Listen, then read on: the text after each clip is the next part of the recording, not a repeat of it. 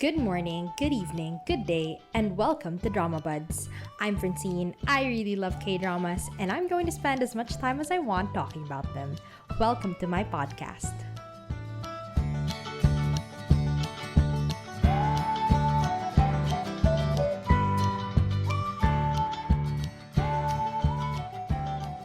So hello everyone. So what is today's episode? Seems like we have a we have a different title today.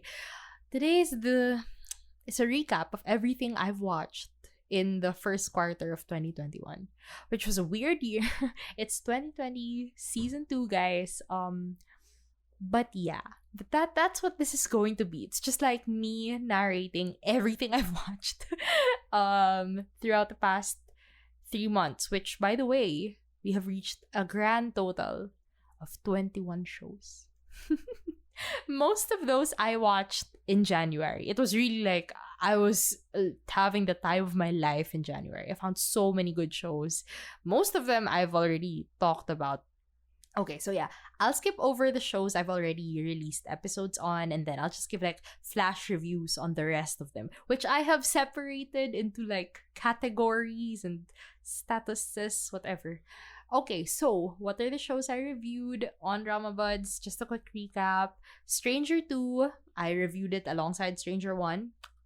Amazing. Just the best of the best. Arthdal Chronicles. We all know I love that show. Live. We all know I love that show. Signal.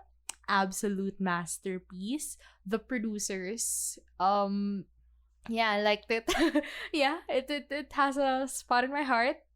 Run On. Crew. No comment, no comment. 18 again. We all know I love that show. Mr. Sunshine, the actual absolute masterpiece. Black Dog, which I talked a lot about for some reason, even though I technically don't love it all that much. And Be Melodramatic, which I do really love all that much. So, those are the 1, 2, 3, 4, 5, 6, 7, 8, 9, 10, 11. Can I count? 1, 2, 3, 4, 5, 6, 7, 8, 9, 10. 10 shows that have been featured on Drama Buds. Yeah, pretty much every week for the past 3 months. The only 2 shows that I've released in 2021, like episodes for 2021 that aren't here, ones I watched last year, are Scarlet Heart and Dr. Romantic. So there. We all know what I feel about those shows. If you don't know, go listen to the previous episodes. They're all very long. Okay, so now I'm going to go through the completed shows that I didn't review.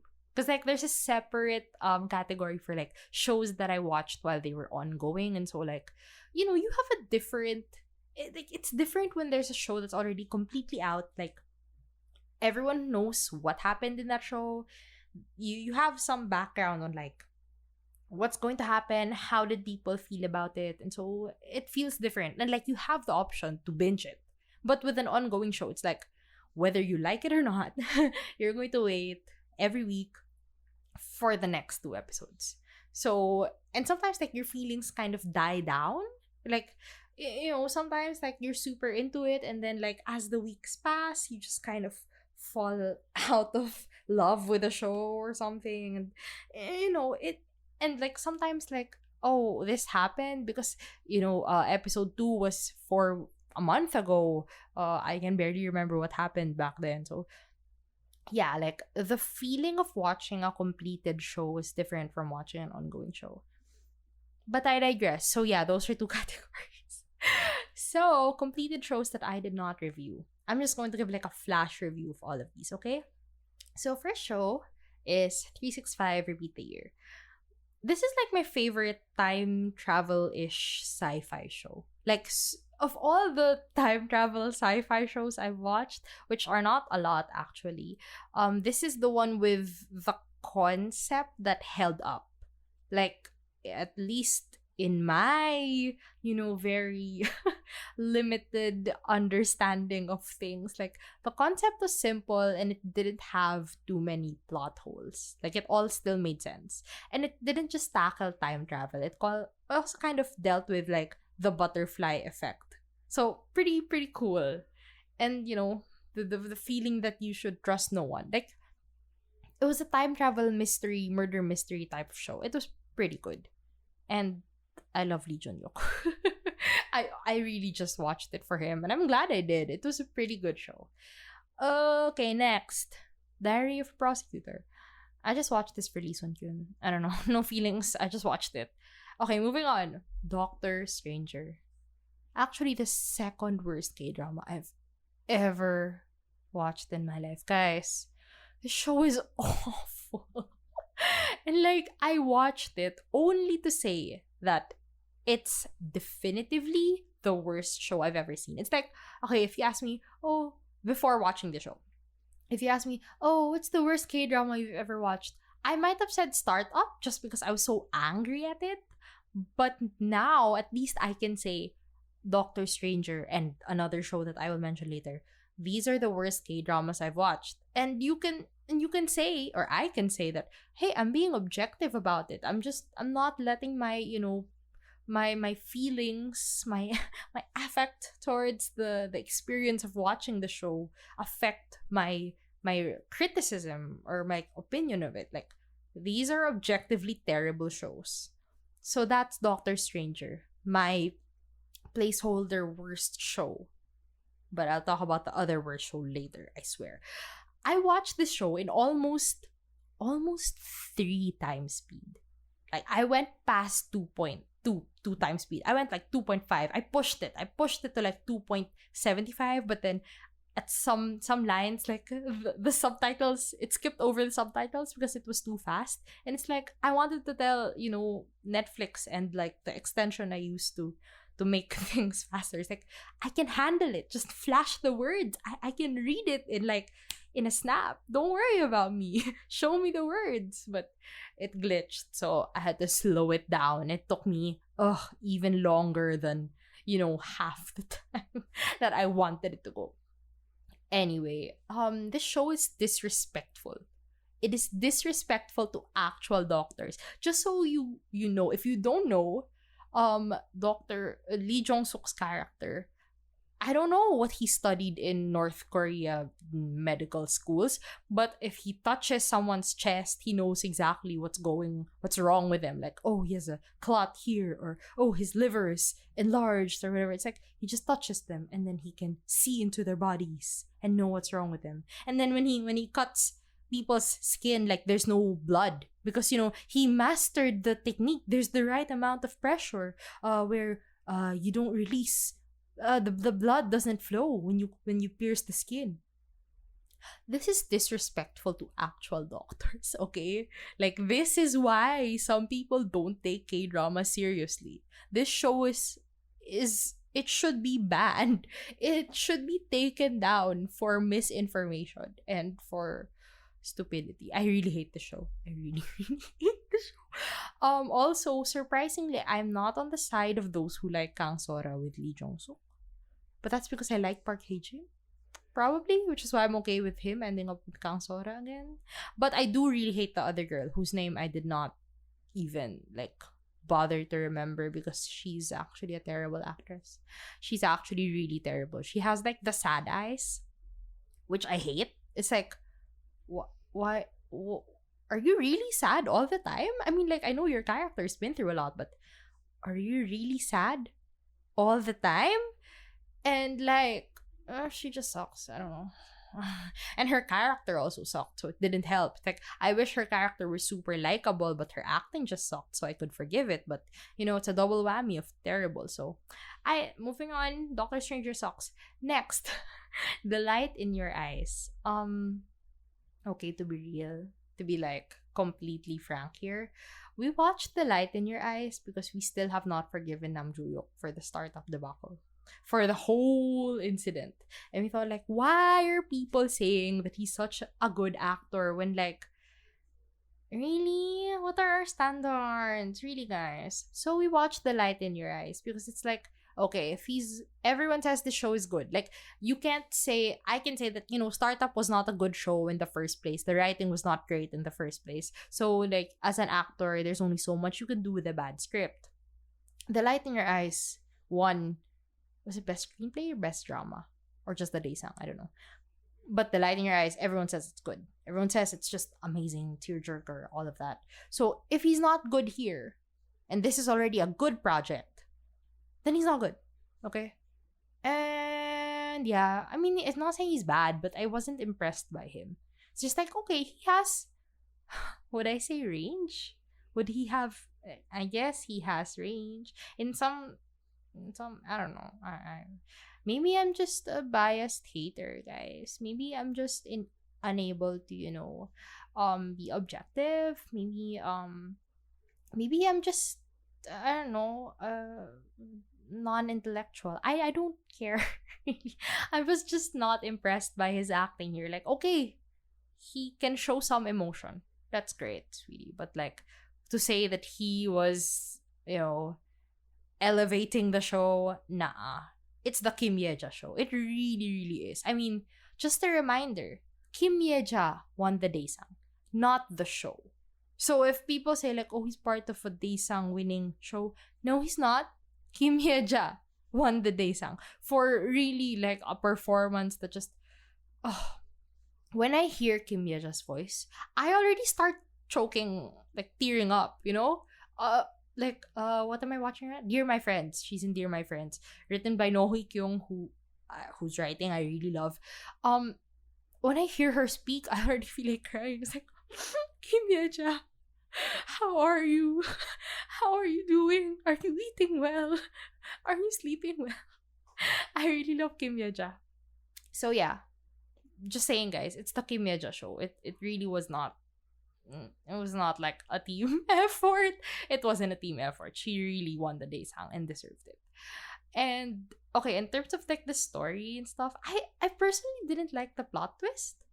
Which, should I say it? I won't say it. There was this big plot twist and everyone was like, whoa, what? Like, it changes everything. And I was just like, it felt like a cop out. It felt like, okay, so nothing mattered because toot toot toot, like, it wasn't an impressive plot twist to me. And like by that time, we just watched it in like 1.5 times speed already because it wasn't didn't captivate me. Like the feelings, the sadness, the relationships, like they were really good at the start, but yeah, when the plot twist happened, it lost me. Okay, next show. Hi Bye Mama. Okay, this show. We already knew it was going to be sad. Like, everyone knows it's going to be sad. You know the premise of this show. And I chose not to watch it properly because every time I did, I would cry over something. It's like I'd be, on my laptop working or, I don't know, drawing or something, and like, I would not be paying attention. And then when I did, I just randomly decided to choose 5 minutes out of the 1 hour that I was not paying attention. 5 minutes. Within those 5 minutes, apparently that is the big tearjerker scene of the show, or it's the epilogue, which is also usually tearjerker. And it's like, this is not fair. This hurts. Why must we do this? I watch 5 minutes in an hour, and I still end up crying. And then we binged the last few episodes with our mom, which I just don't recommend to anyone. Like, don't do it. Your eyes will hurt. My eyes hurt for so long. And so did my throat because I was sobbing. I just cried a lot, okay? But more than the tearjerker parts. I think what I really, really, really loved about this show is that there truly are no villains in the story. There are only good people who try their best when they're facing difficult situations, but things still don't go well because that's just how life is. Like, honestly, the most selfish quote unquote person here is Yuri for staying around her daughter as a ghost when she knows that it's bad for Sou. But like, as a mother, I'm not a mother, but like knowing that she's a mother, I can't blame her because it's like, when you're a ghost or like when you're alive, you didn't think that ghosts could, stick around in the human world and still watch their family and see what's going on. And so, like, if you could be there to watch your child, take her first steps, go to school for the first time, and all that, like, if you could, um, if you could witness that even after death, knowing that you can't really be a part of it, of your daughter's life anymore, just to be there, like, wouldn't you take that opportunity as well? So I can't blame her. I can't blame her for sticking around. I really can't. And like when she came back to life, she never fought to, reclaim her place, even if that was supposedly, I don't know, was that the way for her to become, to live again? Was there a chance for her to be alive again? I don't know. But like, yeah, she never fought to reclaim her place, to antagonize Minjong, to seduce Kangwa. Like, no, she really just wanted to take care of So, to make sure that she doesn't see ghosts, to make sure that ghosts leave her alone. Like, just to take care of her daughter for the first and last time, I guess. There. Okay, also spotlight to my girl Minjong, who is actually my favorite character in the show. Because like she just tried her best. Like she is the definition of she tried her best to raise a child that wasn't hers. Like someone who is really emotionally broken, raising a child alone, who somehow, you were interested in before, but you lost your chance, of course, and then suddenly he's single and broken, but he seems to be getting better and he seems to be showing interest in you. And like, can you blame her for falling? And for taking that chance, right? To marry him. And then taking care of his child for him and raising her to the best of your ability and becoming her mother. Like she is So's mother. Not biologically, but she is the one who raised her, to take care of her, who tried her best to help her, develop into like a well developed what do you call it? Just like to help her grow properly and grow up properly. And just like she just tried her best, but Yuri was the one sucking the energy out of her child by being around her as a ghost, right? So is Yuri the one at fault for her developmental problems? Oh, really? Are we going to blame her for that? No, there's no one to blame here. And lastly, like, Gangwa though, I also, like, he could have tried harder to be a better dad, to take care of her, blah, blah, blah. But it's like, it was perfectly acceptable for him to still be broken, right? To need time to heal. But it was also acceptable for him to, to move on. Like, okay, some people might get mad at him for like, oh, why did you marry someone knowing that you're still not over your dead wife or something? And it's just like, is it so wrong of him to try to move on, to heal, to recover, and to take a chance for himself as well? Like, even Yuri's best friend was telling me, go after her if you want to. Like, don't hold yourself back for the sake of Yuri. Like, no, live your life. Don't be, don't be held back by guilt or shame. Like, Yuri would want you to be happy or to try to be happy, and so he tried, but it didn't work out perfectly and all that. You can't blame him for struggling, but he still tried his best for himself and for Soul. So essentially, after this long rant, no one is at fault and everyone is just trying their best. And I love all of them. I really do love this cast. I think that's why I cried so much, because I just felt so sorry for them, because like, you're just trying your best with what you have, and yet so many terrible things are still happening, or people still blame you for this and that, or tell you that you're selfish or you're wrong or you shouldn't have done this and that. And it's like, just let them be. They're good people. Yeah, feelings. Okay, moving on to the next show. Okay, so I also watched Hotel de Luna. What are my thoughts on the show? Perfectly standard K-drama. Yeah. I mean, the Ghost of the Week format wasn't super engaging, but it's perfectly fine, I guess. Jang Man-wol is kind of like Go Mun-young from It's Okay to Not Be Okay. You know, the kind of edgy, harsh lady, whatever, fabulous little person, but less character development. It's like Chan Song fell in love with her when she was pretty terrible still. Meanwhile, Gang Tae, like, Munyong changed and became a better person before Gang Tae really fell for her. So I felt like that was a healthier relationship. But, Manuel was still pretty harsh and terrible. Like, her trauma was, centuries old and all. Like, she's been harboring that resentment for literal centuries. So kind of can't blame her for not changing instantly, but whatever. It's fine. Surprisingly, I did like Gu Chansong, Yojin Gu's character. Ended up liking Yojin Gu a lot because of Hotel de Luna. Not because he's like fantastic, amazing, wonderful, but he was perfectly likable, Chansong was likable as a character. Like, as I said, I nothing special. I can't really say anything particularly good or particularly bad about this show.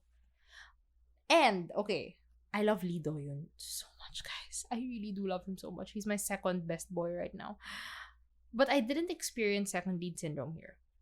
It's more like I felt bad for him because his story was really so sad. Like, he's been there all this time. And he just had to watch all of this unfold. And yet, when it was time for him to go, like, he still wasn't chosen by Manuel, which I expected. I never thought he had a chance to be chosen. Like, I never thought he had a chance with Manuel after everything that had happened with him, even if, things were cleared up and, like, Manuel was letting go of her resentment slowly. Like, there was just too much history. There's no chance for him. But I did feel really bad for his story. But yeah, Hotel de Luna for me is like a good starter K-drama. It's like perfectly fine across the board. It's visually pretty. The music is great. Acting is pretty okay for most of them. Yeah. Story is not that deep. It's a bit, there's a bit of fantasy. There's romance. There's a bit of thriller or horror, whatever. Across the board, perfectly fine. Great starter K-drama for me. Next show, Sweet Home. Once again, I love Lee Do-yoon so much.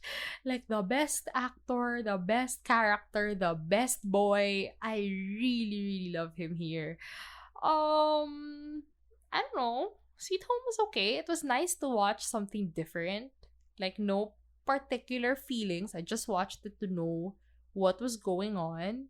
And if you think more deeply about it, yeah, there is a metaphor behind, the people turning into monsters and all that, and how people react to those extreme situations and all that. Like, there is a metaphor there, and I see it. But in general, it was like, it's okay. And like, if season 2 does happen, I would definitely watch it to know if Lee Do-yoon's character survives. But yeah, perfectly fine. Not for everyone, of course. Very gory, very dark. But yeah, for what it was, it's okay. Next show. Last of this category. Reply 1997. This is the show that started it all, guys. Okay. To all those people. Wow. Wait, I gotta tone down this voice. This is I'm gonna fight someone voice.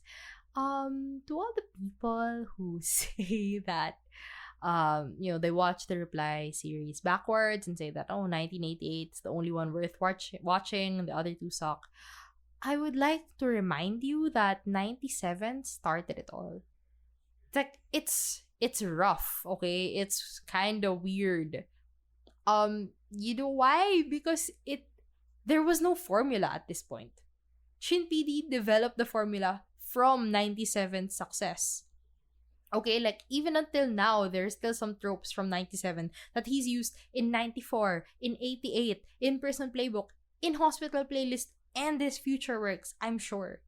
And like, we don't even call him out for his repetitive tropes because, like, whatever. We love the family, the feeling that he creates, and it all started with 97. Guys, 97 paved the way. also, if you think it's like rough and ugly and awkward and stuff, it was 2012, guys. I am telling you, like, the caliber of cable uh K dramas back then was not that high. Like, yeah, there were good ones, like the classics, but what? You watch all the classics and put it beside, the contemporary greats, like, what, you would compare Autumn in My Heart to Goblin? How would you do that? No, you won't. You respect that some things are product that they're products of their times. Okay, so it was 2012, guys. Things were not like this before, but 97 paved the way. It is the formula. And for me, okay, honestly, in some ways I liked it more than 88. I sound like an 88 hater. I'm not really a hater, but it's like I get why people like it, but I do think it's overrated and overhyped. Because it just felt so bloated to me. Like, I've mentioned this before, but like it just felt so bloated. Like there was so much going on. And like, yeah, it's heartwarming, it's well written, it's all these things. Yes, yes, yes. But like when it was just too much at some point. Meanwhile, 97 was so concise, short, sweet, short, straight to the point. It still was able to tell an effective story without going overboard on like the unnecessary plot lines and not, I wouldn't say unnecessary scenes, but at some point, yeah, the unnecessary plot lines, which, others like, of course, but you know me. Once again, my opinions are, of course, just a product of my tastes, guys. It's, come on, we've been in this podcast for like 5 months. Come on. Okay. But yes, my point is, like, in some ways, I like 97 more. Mostly because I liked Shiwon a lot. Like her fangirl, struggles, very relatable to me. So she was less annoying than Doksun. And yeah, in terms of like the male leads and the husband, the mystery husband thing, it was super annoying by the end of the show. Like, we all know it's So In-guk's character and not the older brother who is a predator, by the way. He's a predator, guys. He was a high school teacher when she was in high school, and when, like, the fact that he waited for her to take her entrance exam or to graduate before he expressed interest probably tells you that he knows there's something wrong with him waiting for someone to turn a certain age before making a move on them. Seems a little predatory, if you catch my drift.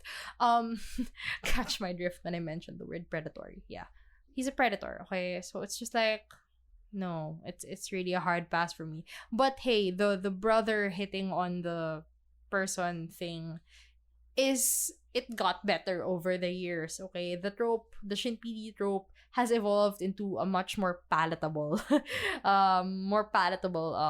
ways, so it's fine. Yeah, 97, product of its times. Appreciate it for what it is and what it's done for Shinpidi and for all of the shows that you probably ended up liking. Thank you and goodbye. Okay, next category, the ongoing shows that I watched week per week and finished.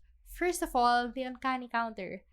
Actually, really, really good. I really, really like the show. Others say they didn't like it towards the middle already because it slowed down a lot. And then, I don't know. Yeah, it slowed down. It was less like action packed and all that. But for me, I liked it more, towards the middle and then the end because it was more focused on the characters and their connections and their emotional motivations and stuff. Like, it was really, really heartwarming. Oh, guys, the Uncanny Counter made me cry. You know what episode it is. You know what scene. You know which characters. You know what's going on. But yeah, great squad. Like, I really, really felt the squad feelings for them. They really felt like a family to me. Great chemistry among all of them. Great squad, great acting for all of them. Even if there was a mess behind the scenes, like with the writer leaving towards the end of the show, I'm glad it ended well. And I'm also happy that they concluded it like properly, even if they were already talking about season 2. I mean, the future doesn't look so good because of Jo Byung-yu's bullying accusations. But they didn't end on a cliffhanger. See, that's why you don't end on a cliffhanger expecting that there'll be a season 2 Arthdal Chronicles. Um, because yeah, you never know what's going to happen. So you might as well just end it properly and hope for the best, right? Okay, next show is Hush. Hush was a waste of a good first act. Like the first four episodes really got me. I was so excited for this. And then it immediately lost me after that. Like something really changed, I guess, with the focus of the show. Because it was really good at like the emotionally charged stuff, like relationships among the reporters and with their families and stuff. But then the show in general was very plot heavy. And then there was only one like big mystery or conspiracy that they were trying to unravel, and it was spread so thin. And then it was just too thin and draggy, and what a waste. What a waste of Wang Jungmin's acting. Like this is his first drama in years, and then this was what happened. And Yuna's character honestly was useless for most of the show. I'm sorry. I don't no, just no. This was a Wang Jungmin show, and sadly, he did not get justice. I might, I, I might blame it on IKEA's subtitles because there's something off about it. I don't know. It reads awkwardly, and I'm not a native English speaker, obviously, so I don't really know if that's what they were intending to say or if it just read. Oh my god, it's mean to say it read like Google Translate. It's very mean. I wouldn't say that. But yeah. Okay, moving on. Here we go. If Hush was a waste of Wang Jungmin's acting, Love featuring Marriage and Divorce was a waste of my time. It's the worst show I've ever watched. Like, I watched Doctor Stranger to get for Doctor Stranger to receive that title, and then Love featuring Marriage and Divorce just like knocked Doctor Stranger out of the park as the worst show I have ever watched. I only watched it because I was with my mom, but even when we were watching it together every week, it's like, wow, I hate the show. They're so stupid. Oh, they're terrible people. Some scenes lasted for 10 minutes. And in those 10 minutes, someone was crying for the whole 10 minutes. I'm not kidding. I am not kidding. And then after like the midpoint episode, after episode 8, it was just like flashback. It was a whole flashback. I thought maybe they'll end the flashback after this episode or after the next episode, and then the next and the next and the next, and then it was the season finale. And then they were still in the flashback, and it was just of the husbands meeting their mistresses and starting their affairs, and it's just disgusting. It's a waste of time. It's the worst show ever written. It barely even focused on the main women after that midpoint. It's the worst show ever. Even if season 2 happens, which I cannot believe it will, I would never watch the show ever again. It's the worst. It's the worst. Okay, so I really hate Love featuring Marriage and Divorce. I can definitely genuinely say it's the worst show I've ever watched. Okay, so of course, there are ongoing shows that we ended up dropping before they even finished because, first of all, she would never know. I watched it for Wonjina, didn't care about Rowoon, and then I realized I'm just not a fan of Nuna romances. It's like, I don't care if they have chemistry or not. I just not interested in it, and like, it just wasn't my thing at all. Next, Luca the Beginning. Not a fan of sci-fi. And then, okay, we watched Awaken as it was ongoing, and then we dropped it when Nam Gungmin was a mutant. Didn't think it would be a mutant show, but it was. And like, because the mutant concept was so fresh in our minds, it's like, he's a mutant. We just kept making the mutant jokes. And it's like, this is not productive. We're not gonna enjoy this. From the very first episode, we knew we weren't going to like it. And then said, oh, we'd rather just watch Sisyphus if we're going to watch, a sci-fi show. Which I'll talk about later. Don't worry. Okay. And last, ongoing show that I dropped was River Where the Moon Rises. I only watched it because Kang Hanul is going to make a cameo as a dad. Can't believe Kang Hanul is a dad now. Okay. But then, not a fan of Sagok, and I'm not a fan of Jisoo, the actor. So we dropped it, right? Like within the first episode.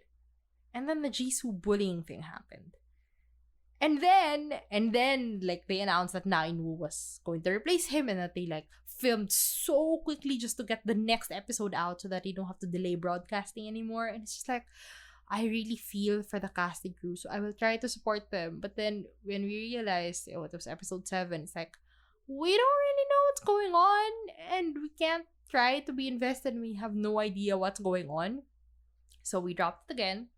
But then they said they're going to reshoot episodes 1 to 6. So that's like all Na In-woo. So, okay, thank you. Thank you to the cast and crew of River Where the Moon Rises. We appreciate the Jisoo erasure. We really do. Like, I will really try to watch this show when it's completely Na In-woo, so that, just to support the efforts of the cast and crew. So there. Alright. Now, we're going to talk about the ongoing shows that I'm currently watching. And, okay, first of all, Sisyphus the Myth. Let me take a moment just to lament, to grieve over, the disappointment that I feel right now. It's actually terrible. It's actually a terrible show. And if you're enjoying it, kudos to you. Enjoy. I cannot. This is the Doctor Stranger. Remember the show that I was just hating a while ago? Turns out that director still gets jobs. Turns out people still hire that director for their script, for their show, and think that he's going to do a good job portraying it. Well, he didn't. At least not in Doctor Stranger, and not in Sisyphus. I'm just so confused. Why does the Doctor Stranger director keep getting jobs? Stop employing this person. It's terrible. I'm also like, why did Cho Sung-woo accept this role? Like, what he said. Okay, I remember he said in some interview before that he doesn't like stories where like fate is the main cause of whatever's going on. And then, he takes this role, which is like, essentially, it's a time loop, but yeah, because it's a time loop, in some ways, you could say that it's inevitable for these things to happen and for them to end up together. More on that later. So, like, why Cho Sung-woo? Why? And, like, the worst thing is that I had high hopes because of the cast. Like, of course, Cho Sung-woo. Next part, Shinye. Guys, okay, you know what? You've made it this far into this podcast. You've made it this far into, all my podcast episodes. So I can say it. I really hate Park Shin-ye. As an actress. Gosh, if I have to clarify that, yes, I hate her as an actress. She has the same face all the time. Like, if you can picture it, her big sad eyes with her, she's like pouting and she's looking kind of mad and she's tearing up. That face, pretty much all the time.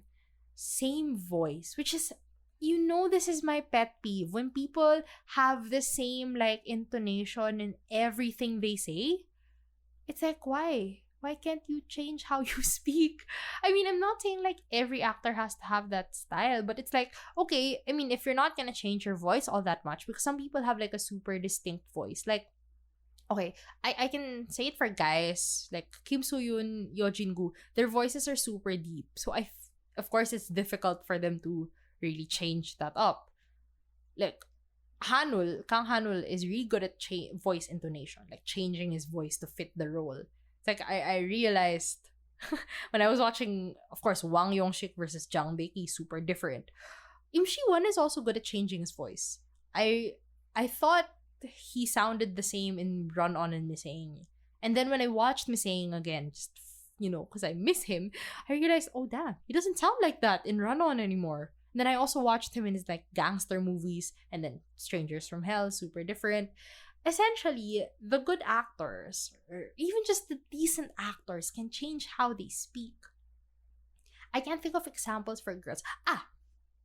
Park Eun-bin, I think. Of course, Choi Sung-ah and her character in Hot Stove League are super different. But yeah, characters are super different, so you should portray them differently. But like, I've watched Park Shin-ye in Sisyphus. I've watched her in The Call. I've watched her in Alive. I watched like one episode of Memories of Alhambra.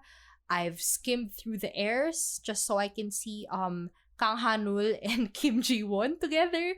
Yeah, I've seen so many quote unquote of her stuff, and yet she looks and sounds the same. And like, I don't even call her out for like the airs and stuff, because like, that's 2013, it's not fair to judge someone based on something that old before she seemed to have ambition and try different roles and not just typical rom-coms and stuff. Like, usually she picks good projects that are kind of unique, right? She has a movie catalog, like she has ambition, but the skill is not yet there. Okay, and that's just, and like, the thing with The Call is like, though that movie was really intense, like, honestly, she was eaten up by John Jong-so, like eaten up by her, because once again, her role called for her to scream, to cry, to look scared, to look angry, and not so much. Like, you'd say, oh, it's easier to act as a psychopath or as a crazy person, but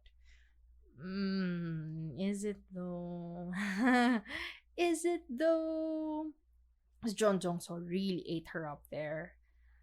But you could say, oh, the movie was successful because of their dynamic, because they both acted. They barely had any scenes together, okay, and yet like they had to stand out on their own. That was literally the point of them being in like separate times, okay, and yet she was still eaten up by John Jong-so, even through like edited conversations where they didn't even film together. This portion of the episode took a long time because I really have a lot of rage. I'm sorry, I really don't like Park Shin-ye's acting. That was the summary of this entire rant. Like, I just don't like how she acts, and I don't think she's good at all. And like, just because someone has big eyes and can cry does not mean they're good actors, guys, or that their eyes are so expressive. Expressive. They can express emotions well. No, guys. Knet, whatever. Knets have different standards. I don't care about them. Anyway, my point is, she usually picks good projects. And like, Song Dong-il is here, and I don't know, I just thought it'd be good. And the trailer was so good. And then within the first episode, I knew something was wrong. I couldn't pinpoint it, but something was wrong. And I was not happy with what I was watching. And I think it started with the plane crash scene. The plane crash, he put a timer, right? He literally, in the show, Cho Sung-woo's character turned on a timer, a 3-minute timer, and said, okay, within 3 minutes, the plane is going to crash based on the velocity of the plane, the trajectory, the gravity, whatever.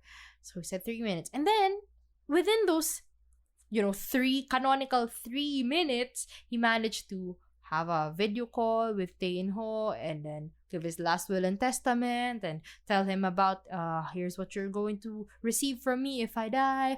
Here's the code to my apartment, to my penthouse. It's like, what? You said you had 3 minutes. Why are you saying so much? I mean, what? Is it my fault? Is it my fault that I'm used to, the legendary 10-minute interrogation scene of Signal? Like when Signal said, okay, we only have 10 minutes before the statute of limitations expires, so we have to get the confession out from the suspect within these 10 minutes. And then literally, if you watch the show or if you count the air time or the run time of that scene, it's 10 minutes. Because they said, we only have 10 minutes to get this confession out. So we gotta do it. And they wasted not a single second. Perfect. Signal. Best drama. So yeah, is it my fault that those are my standards? Is it my fault that I watched good K-dramas and have high standards? Is it really my fault? Like, was this not the type of show where you should have high standards? Because like some shows, you should expect nothing from them. Like, come on, what am I gonna expect from a high schooler show? You know, come on, let's give those people a break. But this seemed to be of some sort of caliber. You know, seemed to have a good cast. Seemed to have so much money, like the budget. You know, it's JTBC's 10th anniversary special, and yet we get this. You know what we got? I said I had one fear. I have one fear, and that is a love line between Cho Sung-woo and Park Shin-ye. And I got a love line and a kissing scene. I was disgusted. I had one fear. I said I didn't want a love line. I said, maybe why would Cho Sung-woo accept a role where he has a love line with Park Shin-ye? And then in the interviews before the start of the show, he said like, oh, I chose it because of the relationship between Han Tae-sul and whatever her name is. And it's like, what the heck, Cho Sung-woo? How much did they pay you? How much?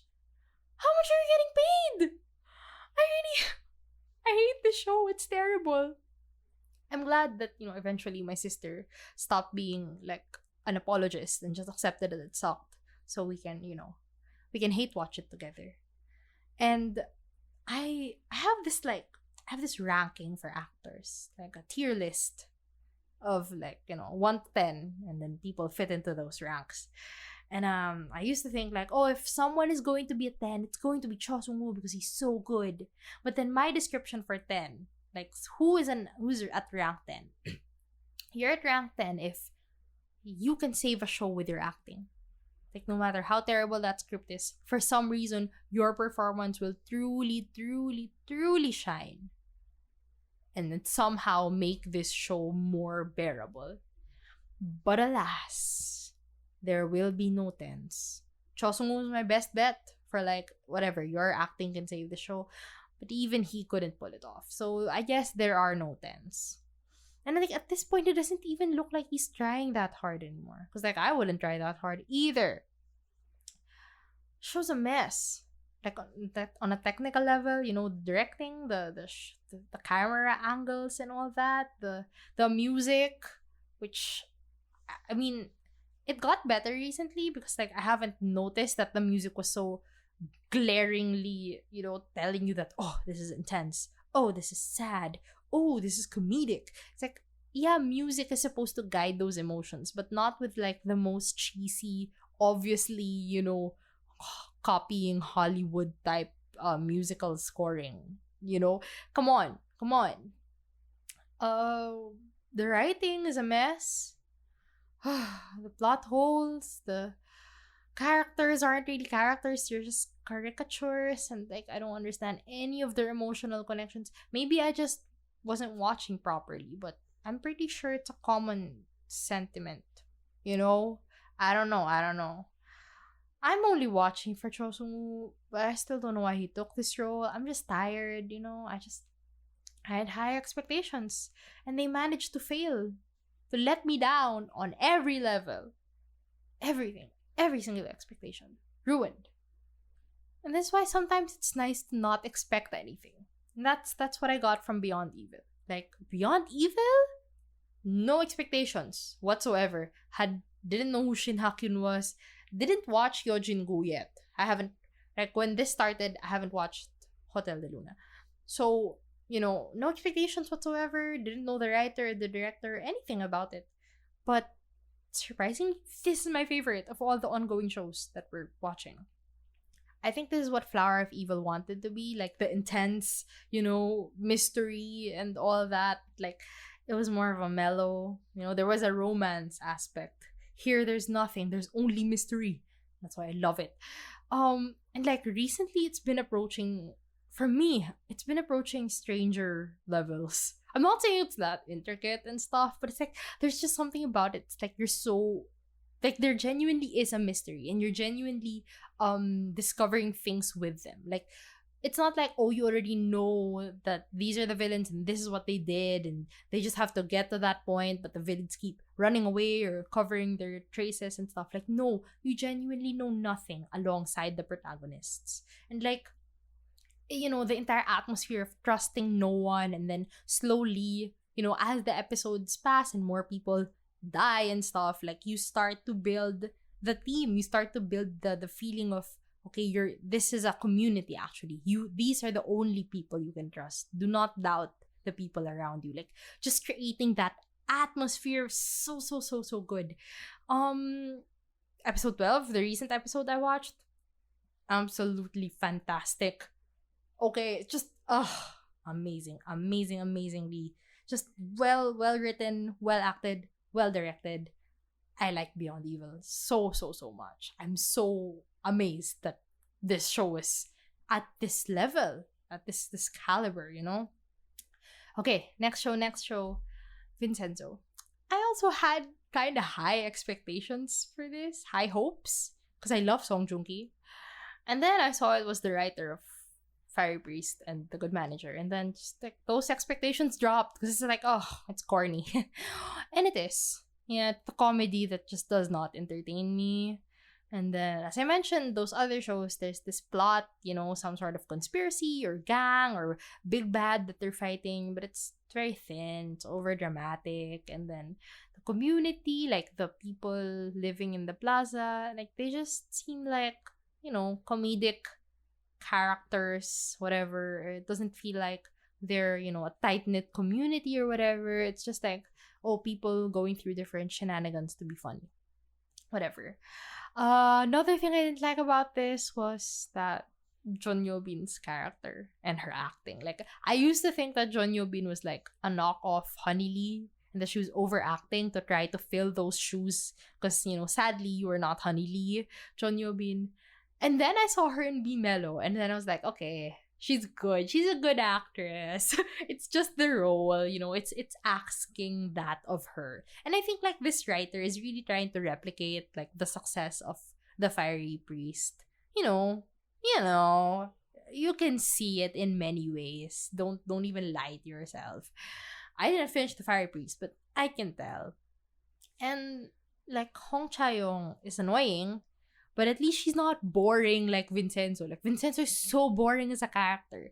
Some people wanna knock on or hate on Song Joong Ki for his acting. And it's just like, he can act. He does have range. Like, he's perfectly fine and perfectly watchable. But, like, Vincenzo is just such a boring character that asks nothing of him. Like, when he has to be funny, and, like, emotive, he can emote. He can be funny. He can ham it up and stuff. But, like, the role is just so boring. And like, don't hate on Song Joong Ki, guys. He's okay. He's not the best, but he's perfectly fine. Leave him alone. Vincenzo's just boring. So yeah, I'm only watching it because I personally love the actors. But hey, in fairness, the plot is kind of picking up. I mean, it is a 20 episode series, so I don't know how it's going to sustain this, but it's fine. It's fine so far. I mean, it's fine as time goes on. Like, it's a little less comedic, and then the plot is picking up, and then the villains are finally unveiling themselves, and it's like, we'll see how it goes. I'm really not watching it for the actual show, just for the actors, because when am I going to see two people that I like together? I didn't even think I'd end up liking John Yobin, but Be Mellow was a blessing, really. Okay, last show I will discuss is Navilera. So as I'm recording this, I just watched the first 2 episodes. I mean, like, the first 2 episodes just were the ones that came out last week. Essentially, this week, 3 and 4 are coming out, but I recorded it on Monday before episode 3 came out. So I'm just basing it off my, how I felt with the pilot episodes, and my heart is so warm. I don't know. I can't say much about it yet, but it's giving me my Mr. feelings. Not to that level of like dark sadness, but more of like the warmth. It's like warm but sad. Yes. And like, I don't know, I just love it when people talk about lost dreams, and like it's even more heartwarming because the main character is an old person, and I just got like a soft spot for old people after The Light in Your Eyes. It was, Kimyeja, you've done it again. Yeah, so far so good. Really enjoying it. Very, very heartwarming.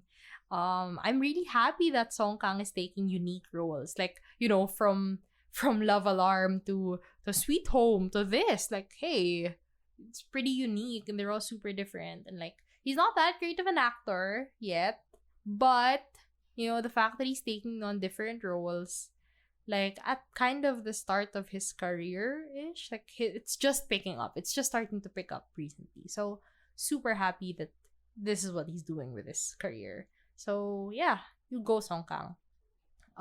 Super excited to see where it goes. I'm kind of sad though that I'm kind of sad, but also happy that Navilera will only run for 12 episodes.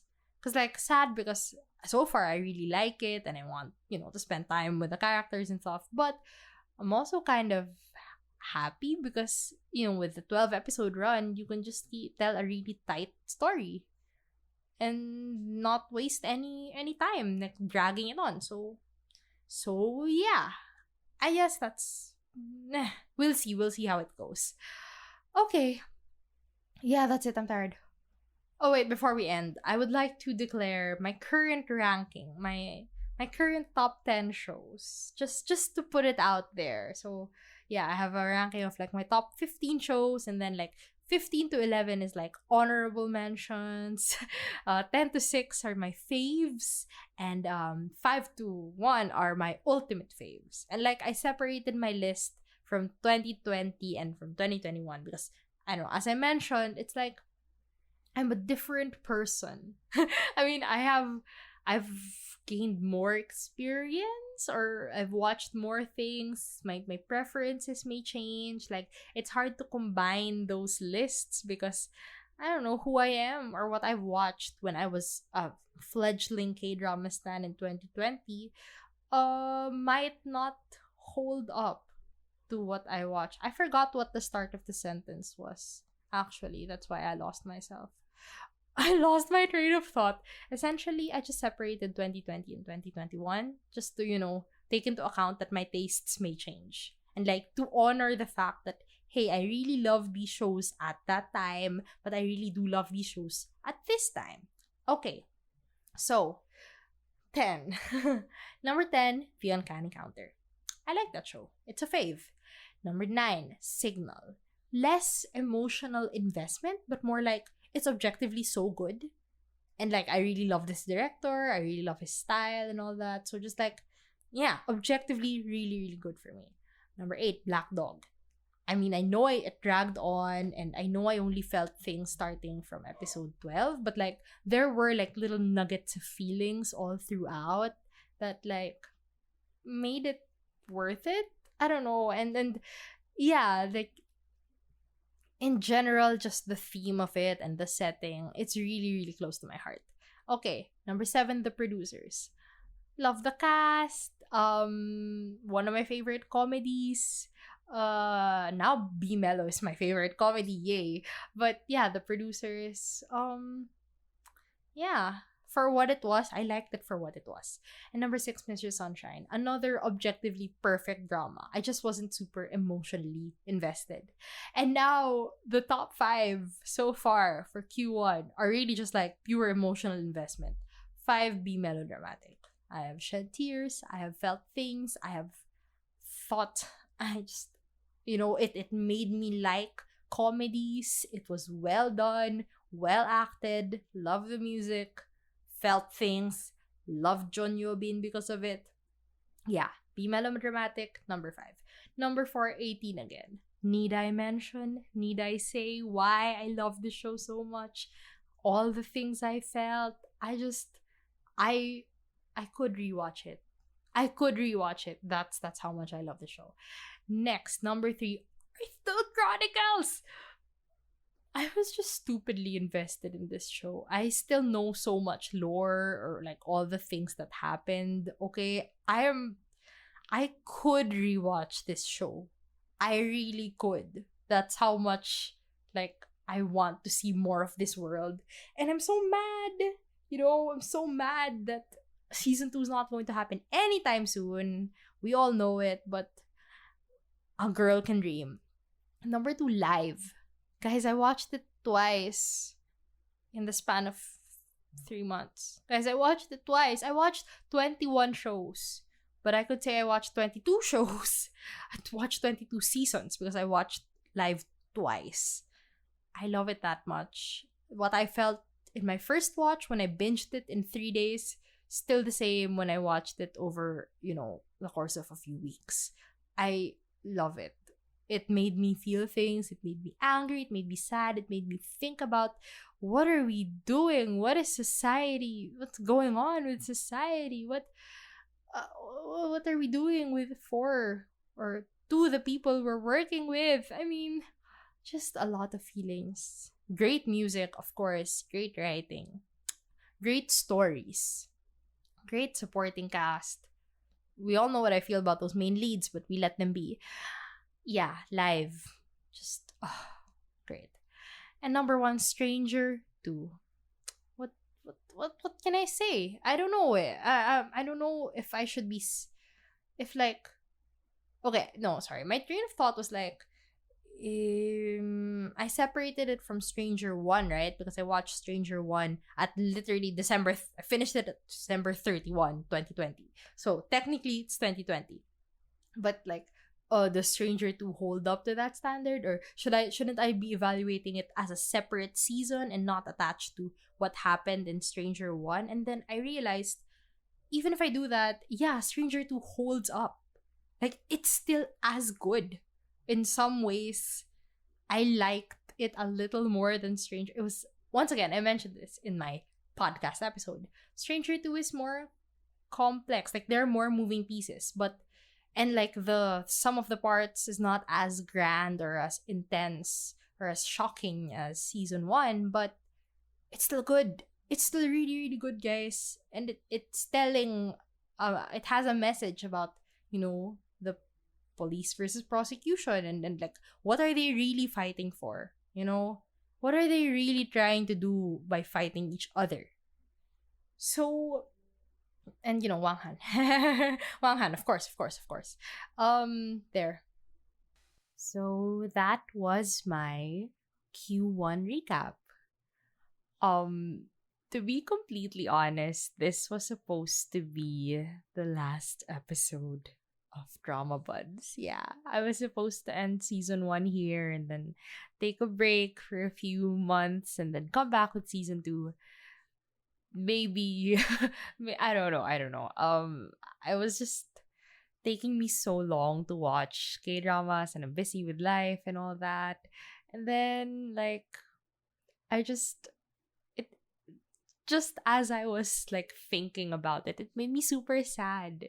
Like, it made me sad to think that I wasn't going to do this anymore. That like, because honestly, this podcast is kind of like an opportunity for self-reflection for me. Like, sometimes it's not really about the K-drama, it's about me.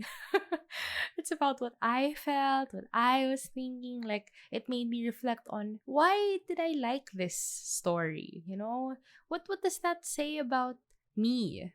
Or my preferences, my tastes? What does, just like a lot of self-reflection and like what I really deem to be important or what I think is, heartwarming and all that, or what I dislike, what annoys me, what turns me off on certain things. Like, all those preferences do say something about me. So whatever picture you got of my actual personality from this podcast, it's probably accurate. But yeah, just the mere thought of ending this and not having this opportunity to, reflect on the things that I've watched and like do something productive with this massive time waster that some people would think like, so you really spend most of your days watching K-dramas? And I think, yeah, but I do something productive with it, so don't don't come after me. Anyway, like, just the mere thought of ending it, can I please end the sentence? The mere thought of ending it made me sad, and I thought, well, I just need to reshuffle. I just need to think of new things to do, new things to talk about if I can't like go into a full in-depth review of certain of whatever show I just finished. And like some family suggested, like, why don't you talk less? Like, why don't you have shorter episodes? And to that I say, no, I don't want. I want to talk a lot. It's my only outlet for all these thoughts. Um so I just thought, I guess if I don't end up finishing shows as rapidly as I want to, because I'm just too busy to, sit down for 16 or more hours and watch a show, I don't know, maybe I'll talk about different things, different K-drama related things. Like, you know, some of my favorite directors, you know who they are. Korean OSTs, maybe some actors I like, but we'll see how far I get with those ideas. So if you made it this far into this episode, thank you. I am currently taking suggestions, like questions, prompts, anything that you would want to hear me talk about. Maybe not shows, because I don't, once again, I can't. I really cannot watch, as intensely as I did before. But yeah, if anyone has suggestions on what I can talk about on this show, K-drama related, you know it. Go to my Facebook page, or yeah, you can message me on Facebook or leave a comment on the posts or on YouTube even. But yeah, that's it for me today. I previously recorded this episode thinking this was my last. So I don't know how to end this, but I guess now I can say I will see you soon.